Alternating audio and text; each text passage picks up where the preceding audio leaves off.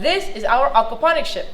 As its name implies, it has multiple useful features as its aquaponics system, and it also has a marine fish farm.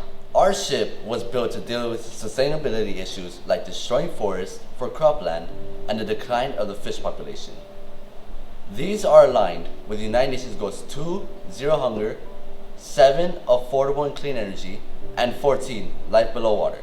From oil and gas powered to sustainable and EV friendly by using solar energy that is provided by solar panels that are on top of the ship. In the stern or rear section of our ship, once again we see the marine fish farm and its structure.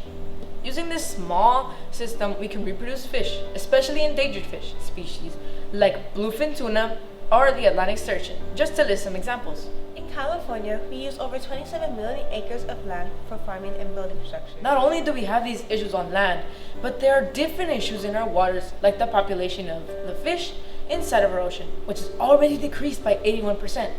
But these are the issues that our prototype, the Aquaship, is planning to not only deal with, but to also possibly solve.